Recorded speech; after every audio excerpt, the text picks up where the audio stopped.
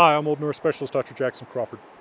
On my channel about Norse language and myth, I, from time to time, will do a topic chosen by my Patreon supporters. And today, what I'm going to be talking about is the Norse views of other cultures, in as much as I can kind of ferret them out from various sagas. And that's what we're going to be looking at with the help of my bighorn friends back here.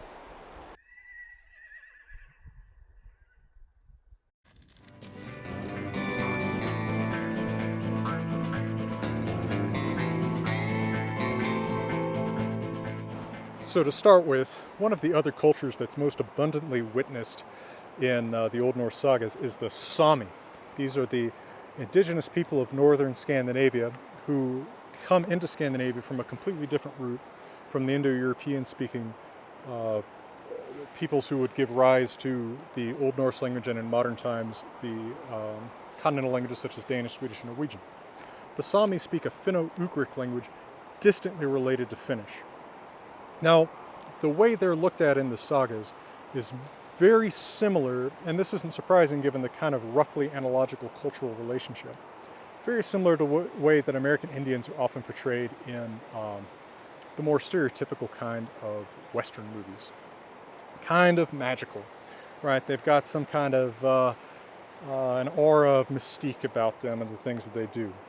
So, for example, in Vatnsdæla saga, the saga of the people of Vatnsdæla, there's a prophecy in chapter 10 from a woman who is a volva, or seeress or witch, but is also identified as a Sami woman. She is a finna, the feminine form of finnar.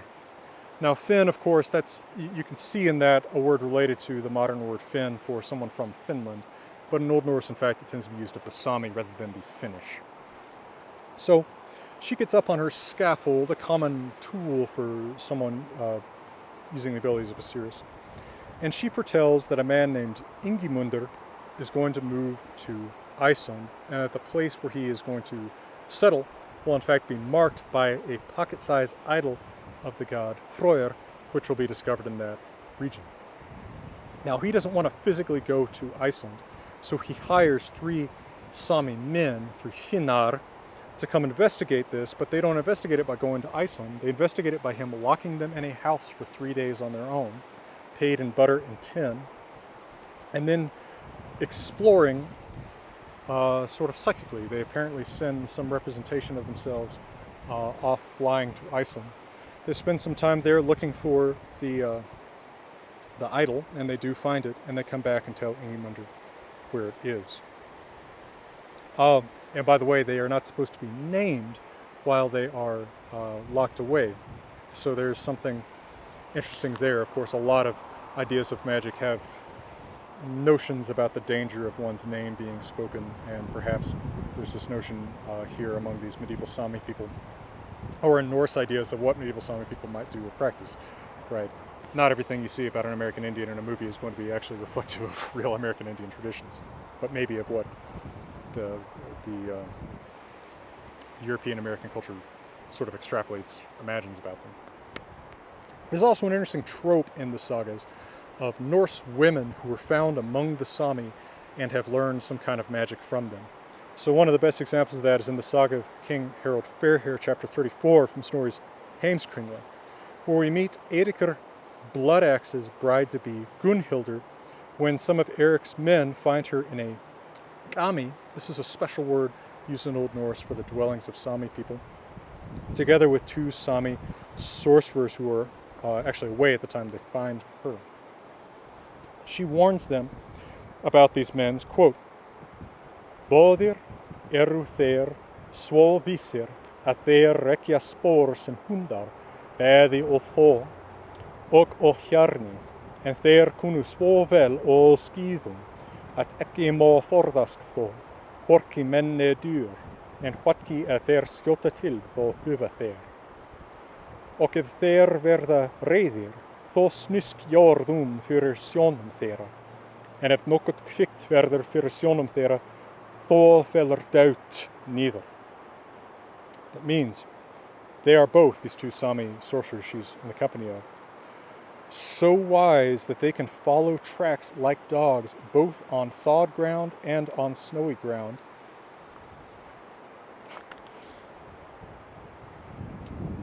And they are so good at skis that nothing can escape them, neither men nor animals. And whatever they shoot at, they will hit it. And if they become angry, the earth twists under their sight. And if anything is alive before their sight, it will fall immediately dead. And so the only way that Eirik's men can defeat the Sami sorcerers and take Gunhildr home for their lord is by waiting for them to lull the men to sleep, and then they put bags over the men's heads and kill them that way. The bags over the heads, that's a trope you're going to see in Norse literature whenever something magical or maybe vaguely divine is, or sometimes transgressive, is killed, because things that are magical, or beings that are magical, may have the evil eye. They may be able to cause harm by looking at you, as these Sami sorcerers are explicitly said to be able to do. And so you want to cover their eyes as they die, so that their eyes can't fall on you and cause you harm in that way. What scared you, little guys? All right. Now, likewise, in a mythical heroic saga, in Hrolf's Saga Kraka, forthcoming in my translation together with the Saga of Hervor and Haetheric, chapter 24, we see something very similar, where a noblewoman named Wheat, who is daughter of the concubine of a Sami king, is brought to marry King Hringr out of Finnmark. She is first found among Sami sorcerers who have taught her their arts, and she later does some sort of dark Sami magic, or apparently Sami magic, by turning Hringr's young son Bjorn, who rejects her, into a bear.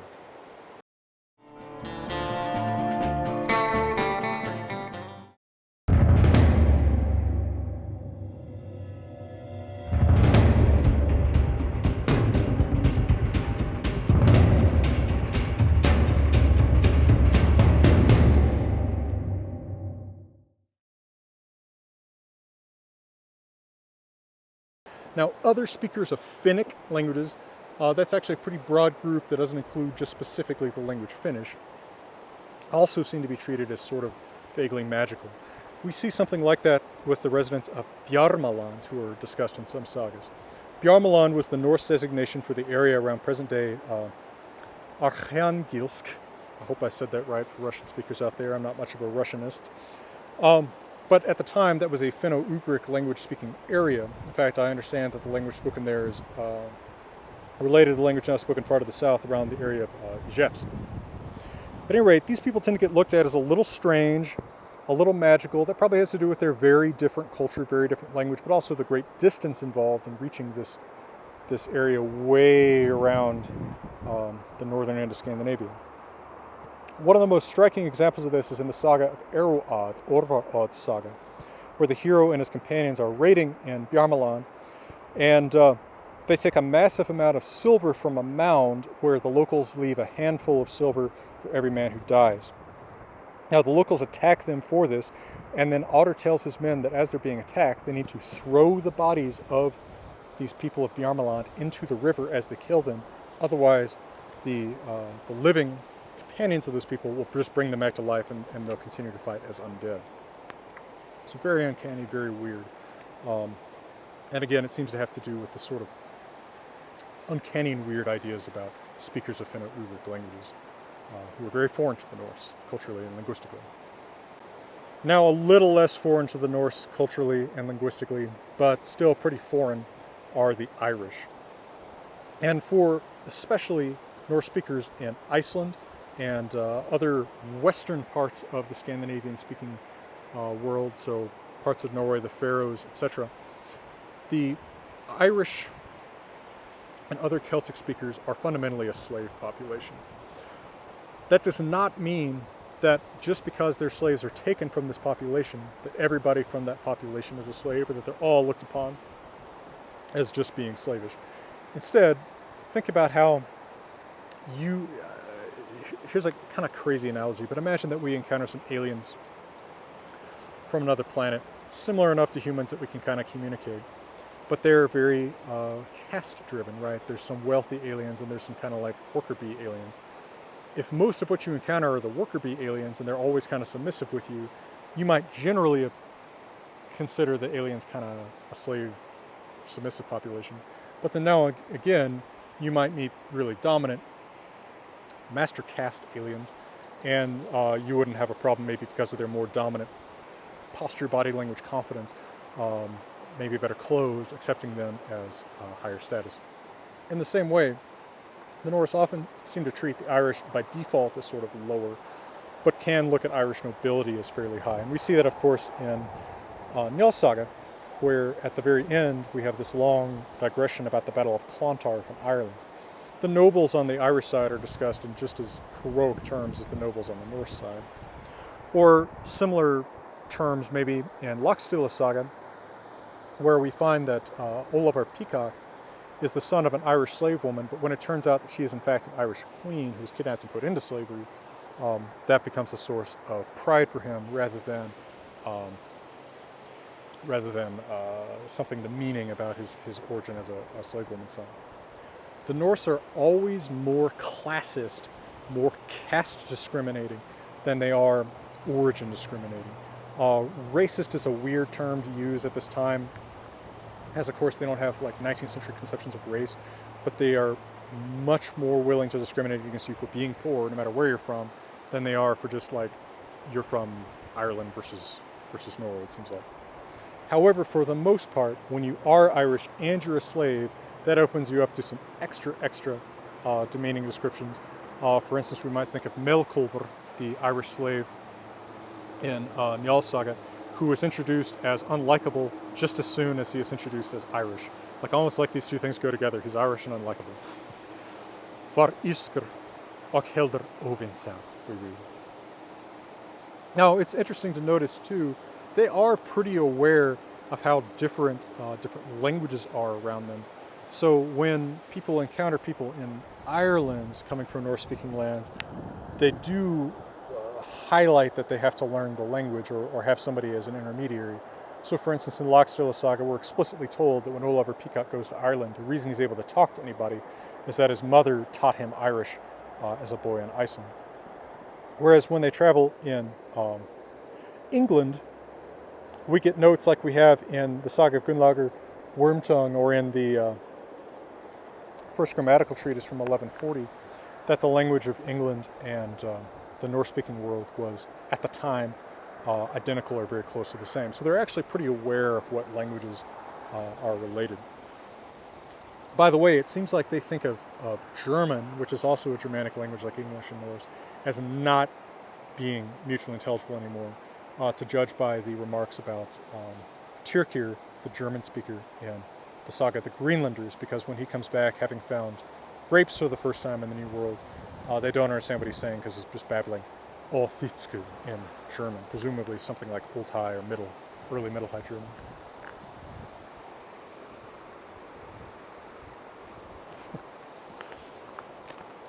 All right, now speaking of the sagas of Vinland, there is, of course, an extremely alien group to the Norse, and that is one that, by coincidence, I also mentioned at the beginning of this video, the American Indians.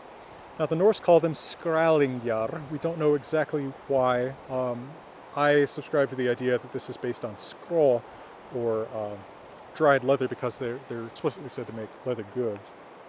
But at any rate, they give us, in the sagas of exploration in Vinland, the saga of the Greenlanders and the saga of Eric the Red, a pretty persuasive depiction of two cultures who are completely alien to one another encountering each other for the first time.